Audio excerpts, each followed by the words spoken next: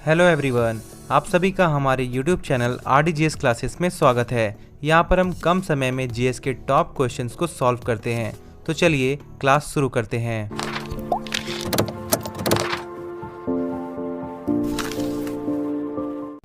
तो ये रहा स्क्रीन पे आप सभी का पहला क्वेश्चन। विक्रम साराभाई अंतरिक्ष केंद्र स्थित है और इसके ऑप्शंस हो जाते हैं त्रिवेंद्रपुरम, बेंगलोर, ट्रॉम्बे या फिर श्रीहरिकोटा। तो इस क्वेश्चन का सही उत्तर हो जाएगा option number A, Trivendrapuram. Vikram Sarabhai ISRO का सबसे बड़ा एवं सर्वाधिक महत्वपूर्ण केंद्र है। यहाँ पे रॉकेट, प्रक्षेपण यान, आर्टिफिशियल सैटेलाइट बनाए जाते हैं। अब जान लेते हैं बाकी ऑप्शंस का इसरो से क्या कनेक्शन है। तो बेंगलोर में है इसरो का UR Rao satellite centre, Trombay में है भाभा एटॉमिक रिसर्च सेंटर और श्रीहरिकोटा में है सतीश धवन स्पेस सेंटर। इसरो यानी कि इंडियन स्पेस रिसर्च ऑर्गेनाइजेशन की स्थापना हुई थी 15 अगस्त 1969 को। नेक्स्ट क्वेश्चन है गारो हिल्स कहाँ पर है और इसके ऑप्शंस हैं Arunachal Pradesh, option number B Nagaland, Manipur या फिर मेघालय। तो गारो हिल्स कहाँ पर है, ये पड़ जाता है ऑप्शन नंबर डी, मेघालय में। यहाँ पे इंडिया का मैप दिया हुआ है और यहाँ पे आप देख सकते हैं ये है हमारा मेघालय और यहीं पे है गारो हिल्स। तो इसका सही आंसर हो जाएगा ऑप्शन नंबर डी, मेघालय। यहाँ पर है गारो हिल्स। यहीं पे कुछ खास जनजातियाँ पाई जाती हैं जिन्हें हम जानते हैं गारो खासी जयंती के नाम से, और मेघालय की राजधानी हो जाती है शिलोंग। तो बढ़ते हैं अगले क्वेश्चन की तरफ। क्वेश्चन नंबर 3, निम्नलिखित में से किस नदी को जीवित व्यक्ति का दर्जा प्राप्त है। जी हाँ, किस नदी को जीवित व्यक्ति का दर्जा प्राप्त है और इसके ऑप्शंस हैं गंगा, कावेरी, ब्रह्मपुत्र या फिर सरस्वती। तो बताइए दोस्तों इसका सही उत्तर क्या हो जाएगा। इसका सही उत्तर हो जाएगा ऑप्शन नंबर ए, गंगा।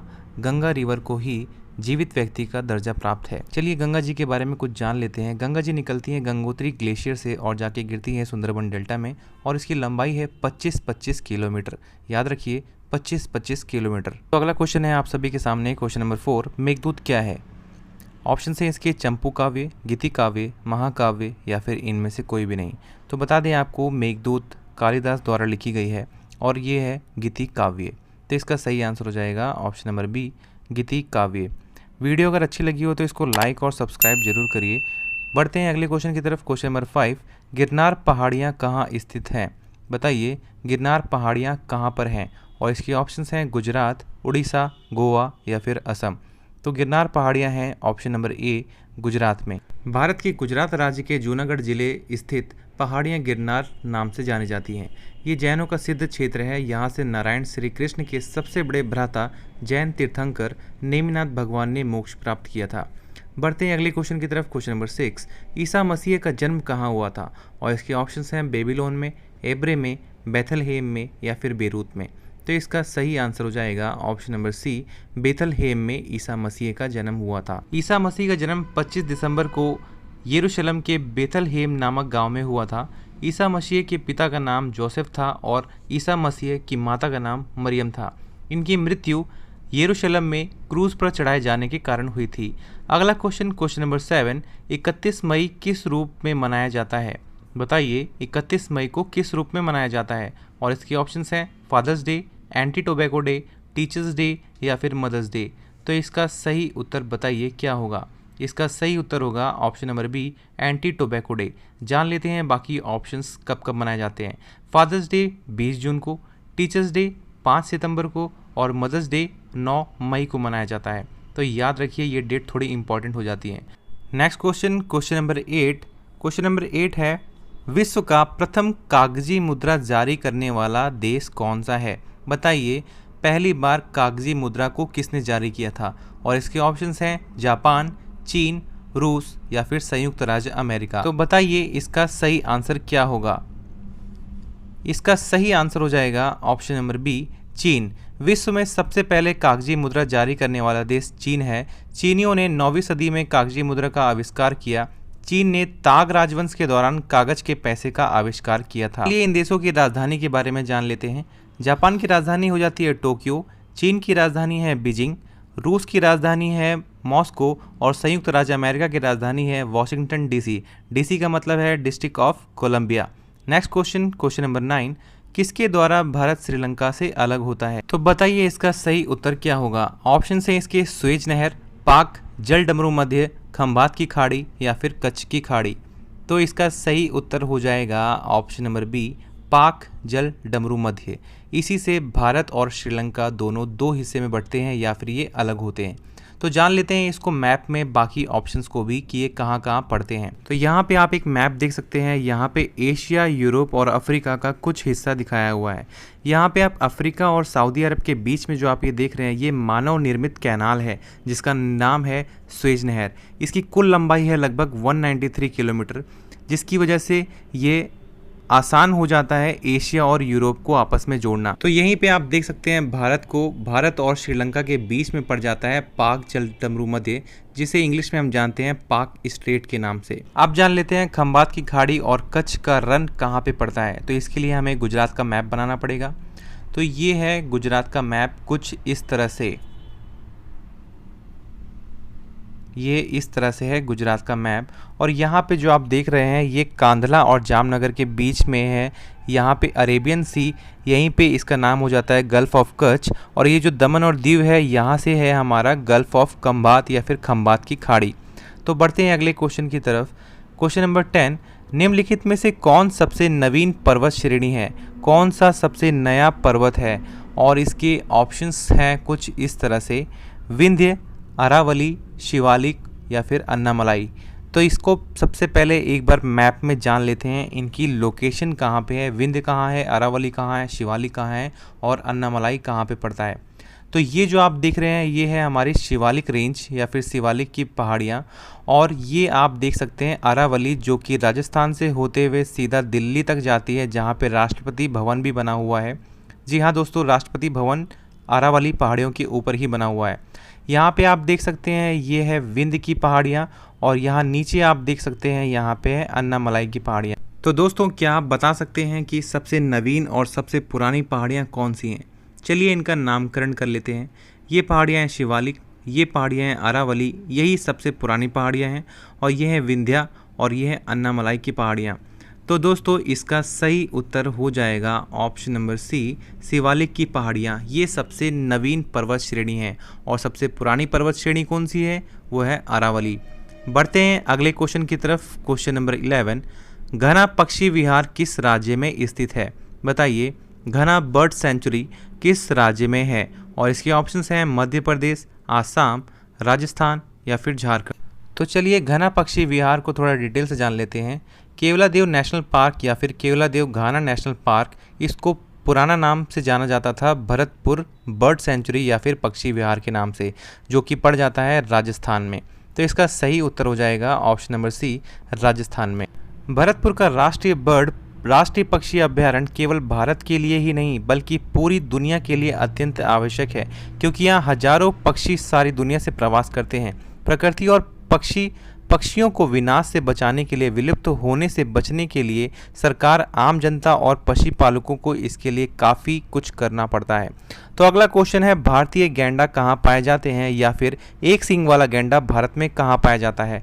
और इसके ऑप्शंस हैं Jim Corbett national park, Kanha national park, Kaziranga अभ्यारण्य या फिर बांदीपुर नेशनल पार्क। तो इसका सही उत्तर हो जाएगा ऑप्शन नंबर सी, काजीरंगा अभ्यारण्य। ये इसका सही आंसर है। यहीं पर एक सींग वाला गैंडा भी पाया जाता है। अगला क्वेश्चन है क्वेश्चन नंबर 13, रेल पथ के मीटर गेज की चौड़ाई कितनी होती है? बताइए, रेल पथ के मीटर गेज की चौड़ाई कितनी होती है? तो क्या आप बता सकते हैं गेज किसे कहा जाता है? The distance between of the two tracks on any railway route is known as railway gauge. किसी भी दो पटरियों के बीच की दूरी को गेज कहा जाता है।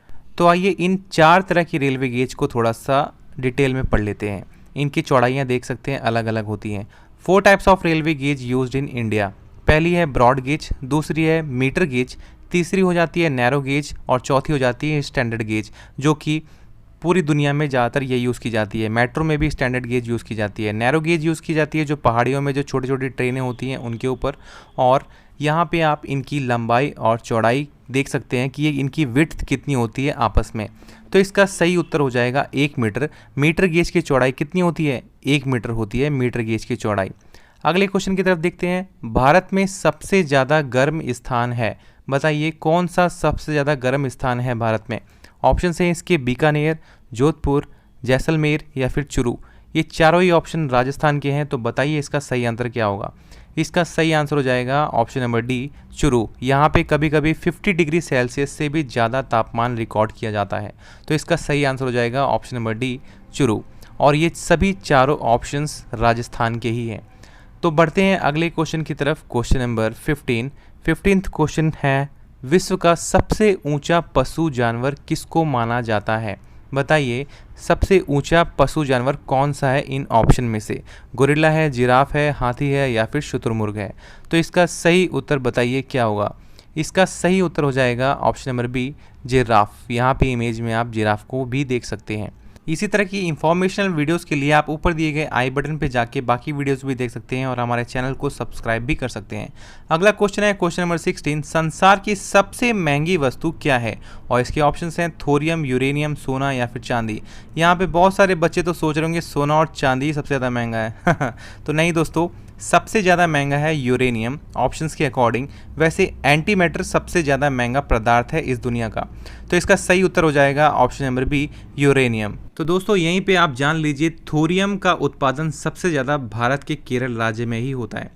बढ़ते हैं अगले क्वेश्चन की तरफ। क्वेश्चन नंबर 17, पृथ्वी पर कुल कितने महाद्वीप हैं। तो हाँ दोस्तों, आप सभी को लग रहा होगा ये क्या, ये तो कितना आसान सा क्वेश्चन पूछ लिया। तो बताइए इसका सही उत्तर क्या होगा। आप सभी कहेंगे कि इसका सही उत्तर 7 होगा, लेकिन इसका सही उत्तर 8 होगा।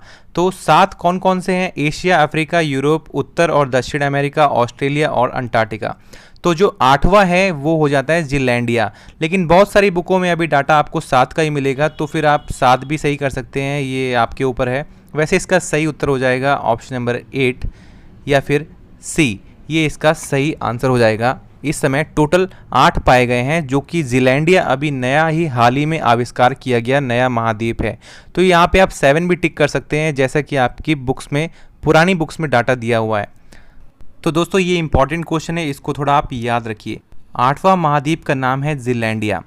चलते हैं अगले क्वेश्चन की तरफ। क्वेश्चन नंबर 18, भारत के किस राज्य में कन्नड़ बोली बोली जाती है। जी हाँ, किस राज्य में कन्नड़ बोली बोली जाती है। और इसके ऑप्शंस हैं राजस्थान, मध्य प्रदेश, उत्तर प्रदेश या फिर कर्नाटक। तो कन्नड़ बोली बोली जाती है ऑप्शन नंबर डी, कर्नाटक में। कर्नाटक की जो भाषा है ये कन्नड़ लैंग्वेज में बोली जाती है। तो राजस्थान की राजधानी हो जाती है जयपुर, आप सभी को पता है। और मध्य प्रदेश की है भोपाल, उत्तर प्रदेश की है लखनऊ और कर्नाटक की, बताइए क्या है कर्नाटक की। कर्नाटक की है बेंगलुरु। तो चलते हैं अगले क्वेश्चन की तरफ। क्वेश्चन नंबर 19, तो ये आ गया आप सभी के सामने बहुत ही भयंकर question, corona virus. Corona virus जिससे इस समय दुनिया को सबसे ज़्यादा नफरत हो रही है। तो कोरोना वायरस का नाम कैसे पड़ा। क्राउन जैसे स्ट्रक्चर होने के कारण, कीड़े जैसे स्ट्रक्चर होने के कारण, अंगूठी जैसे स्ट्रक्चर होने के कारण या फिर चमगादड़ जैसी स्ट्रक्चर होने के कारण। तो यहाँ पे इमेज में आप इस कोरोना वायरस को देख सकते हैं। इसकी जो साइड्स में जो लगी हुई है ये इसकी स्पाइक्स प्रोटीन है। जो स्पाइक्स प्रोटीन है इनका स्ट्रक्चर कुछ क्राउन जैसा है, यहाँ पे आप देख सकते हैं। तो इसलिए इसका सही आंसर हो जाएगा क्राउन जैसे स्ट्रक्चर होने के कारण। तो कोरोना वायरस का नाम कैसे पड़ा, इसका नाम क्राउन की वजह से ही पड़ा। तो क्राउन जैसे स्ट्रक्चर होने के कारण इसका नाम कोरोना वायरस पड़ा। अगला क्वेश्चन है और ये आज का हमारा आखिरी क्वेश्चन है, हाथी के मुंह में कितने दांत होते हैं। ऑप्शन है इसके 20 दांत, 22 दांत, 24 दांत या फिर 26 दांत। तो बताइए इसका सही आंसर क्या होगा। हाथी के मुंह में टोटल कितने दांत होते हैं। तो इसका सही आंसर बताइए क्या होगा।